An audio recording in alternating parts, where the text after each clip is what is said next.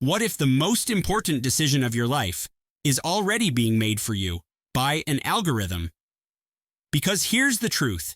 AI isn't some distant future. It's now, and it's already shaping how you think, work, date, shop, learn, even how long you'll live. This isn't about robots taking over. It's about something far quieter, far more personal. Your daily choices, your future, rewritten by a system you didn't build, but use every day. In today's episode, we'll dive deep into how AI is quietly but radically redefining what it means to be human. So buckle up, because once you see what's already happening, there's no going back.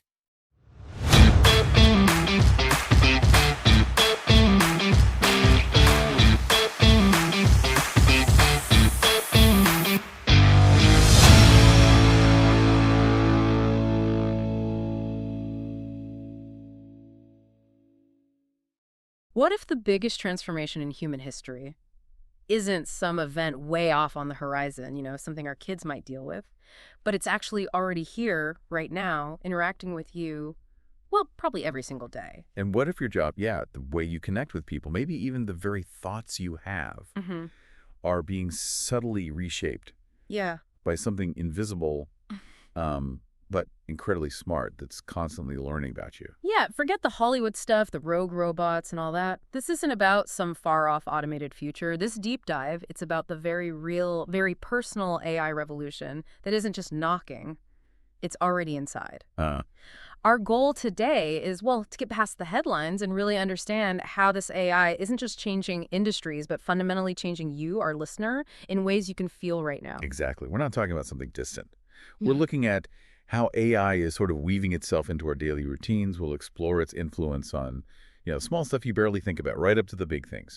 Your work, your relationships, even your health, and, how you process information. Get ready for some insights that might just make you see your day a bit differently. Okay, let's get right into it then.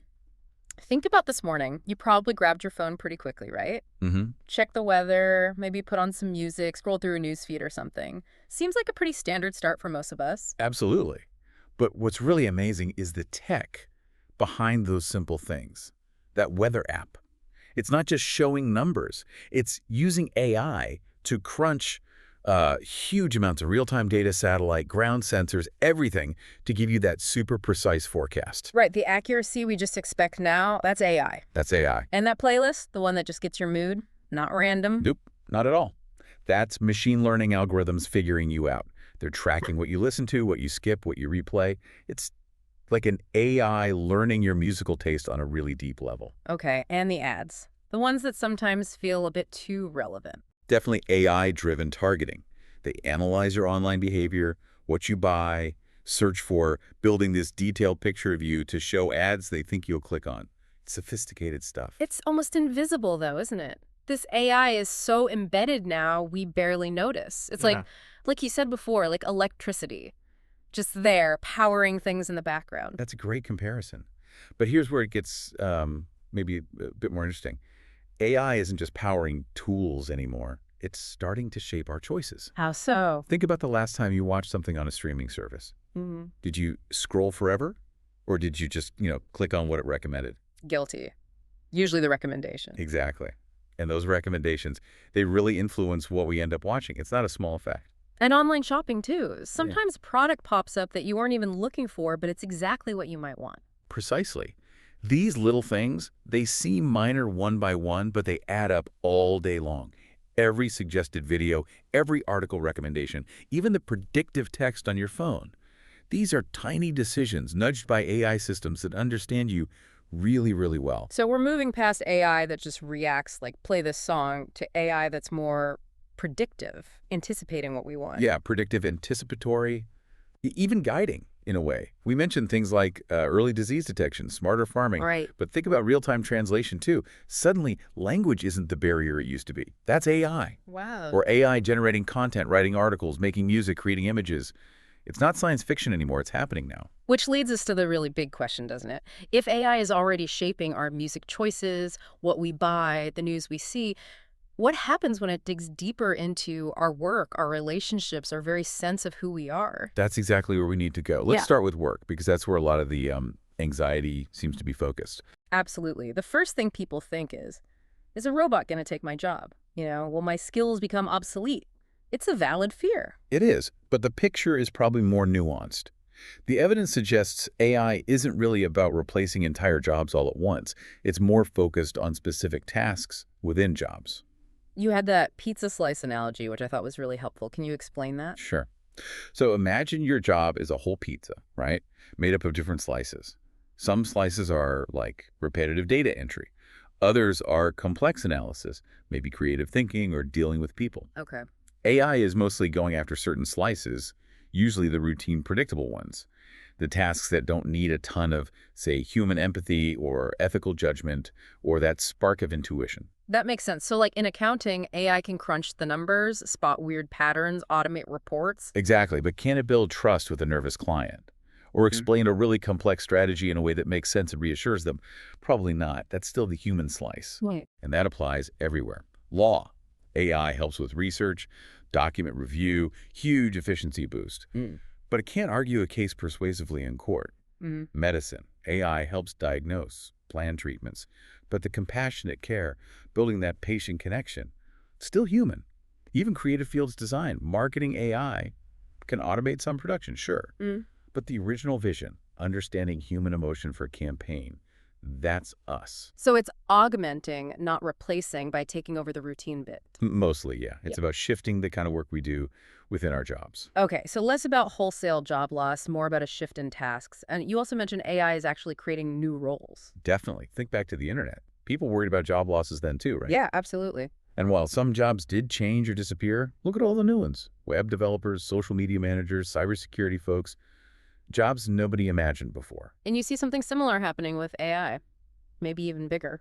It looks that way. Yeah. We're already seeing demand for AI trainers, people who teach the AI systems, prompt engineers who get good at asking the AI the right questions, Right. even AI ethicists figuring out the tricky societal stuff. The future of work is probably less about fewer jobs and more about different jobs, a kind of job-shifted world. That's a crucial distinction. So the message for us, for you listening, is really about adapting, focusing on skills that work with AI. Absolutely.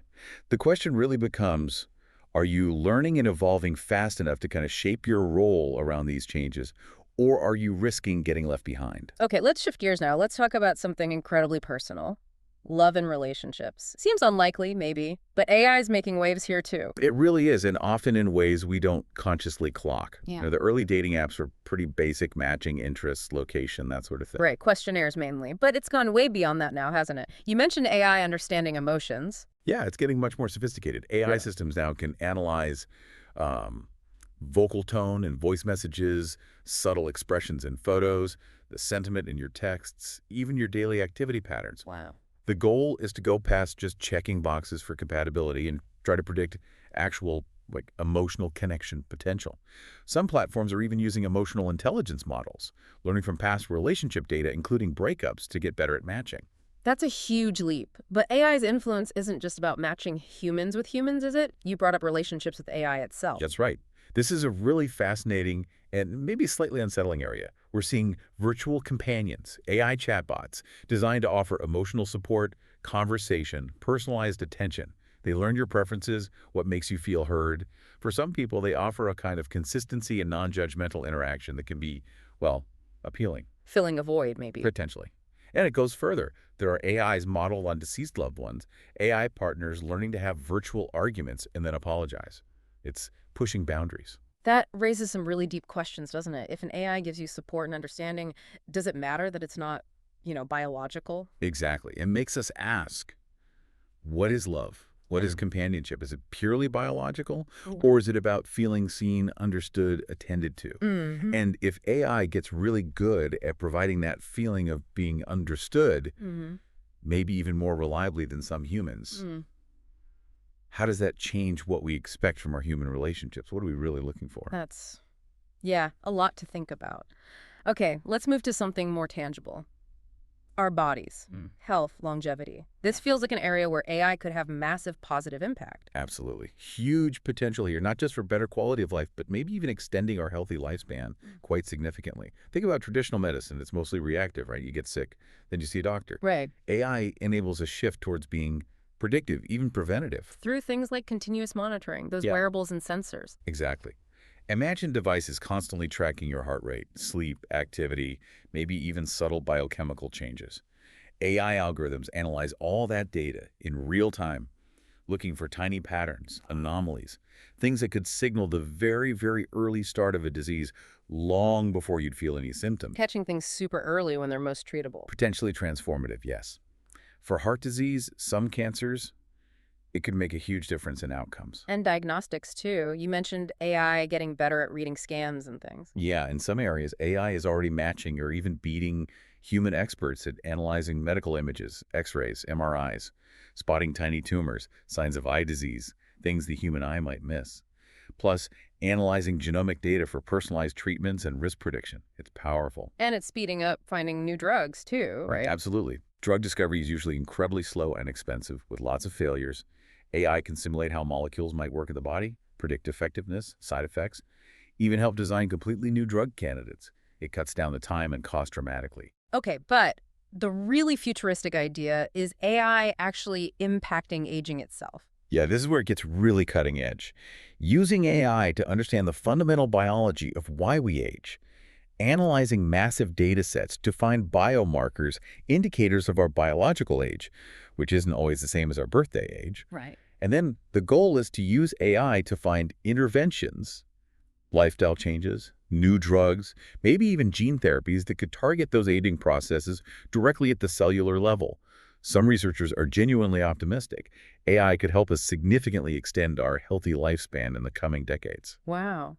But that opens up a whole other can of worms, doesn't it? If people live much longer, healthier lives, what does that mean for retirement? Relationships, our sense of purpose. What does it mean to be human if we can change our lifespan so drastically? Precisely the huge societal and ethical questions we need to start thinking about very seriously. Which actually brings us to our next point, maybe the most fundamental human trait of all, thinking. This feels like the absolute core of it. If machines get better and better at thinking, what does that mean for us thinking? It's a profound question, isn't it? If AI can increasingly do the reasoning, the problem solving, why should we bother? For all of history, complex thought has been sort of the defining human characteristic. And now AI is showing up with some serious cognitive chops, writing essays, analyzing legal problems, composing music, making art, having conversations that feel, well, human-like. Exactly. And these tools are getting easier to use, more powerful all the time. So we're seeing this trend.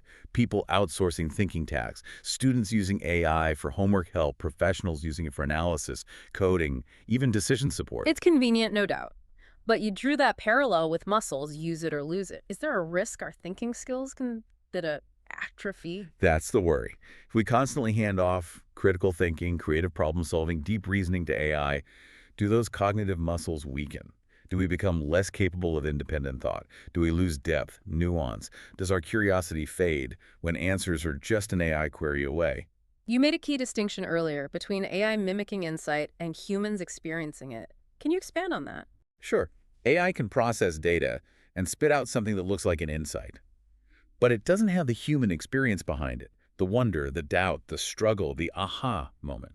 Human thought isn't just about the answer. It's the whole messy process, questioning, exploring, connecting ideas, feeling uncertain. AI simulates the output, but it doesn't feel the thinking. That human element, it still feels unique, for now anyway. Okay, as we head towards the end here, let's zoom out. The bigger picture, the global impact. Right. We've talked a lot about personal changes, but we have to look at how AI is reshaping the world and, unfortunately, how it might be making some existing inequalities even worse. You mean the gap between people who have AI access and power and those who don't? Precisely. We're seeing this divide emerge pretty clearly. Think about education. Some kids get personalized AI tutors adapting to their needs. While others lack basic resources. Exactly. Or work. Some people and companies get massive productivity boosts from AI tools. While others don't have the infrastructure or skills to even participate. And it's not just access, is it? It's about bias in the AI itself. How so? Well, AI learns from data. If that data mostly reflects, say, Western cultures or the English language, the AI will have those biases built in. Mhm. It might not work well for other groups, other languages, further marginalizing them. If your culture, your data, isn't part of the training, you risk being left out of this new system, locked out almost. And that gap just widens, right? The Yeah. AI has pull further ahead. It's a real risk of becoming self-reinforcing. Yeah. This digital inequality driven by AI, it's a major challenge. It's not about killer robots. It's about these invisible walls going up, creating new forms of exclusion. So the really crucial questions are, who gets the benefits of all this AI power? And how do we make sure it's shared more fairly so people aren't left behind? Those are the questions. Okay, so wrapping up this deep dive, we've covered a lot of ground, how AI is in our daily lives, how it's changing work, love, health, even how we think, and these big global divides. And the main takeaway has to be, this isn't future gazing. It's happening now. AI is already woven into our world. So the question isn't, will AI change things? It's how will you, listening right now, respond to the changes already underway? Yeah. Are you going to be passive? Just let it happen.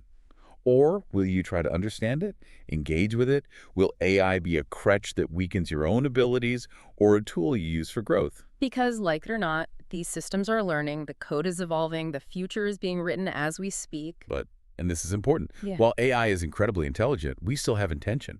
We have critical thought. Yeah. We have the responsibility to shape how this technology is used. So the call to action is, well, keep learning, keep adapting, keep questioning, and maybe most importantly, try to stay deeply, thoughtfully human.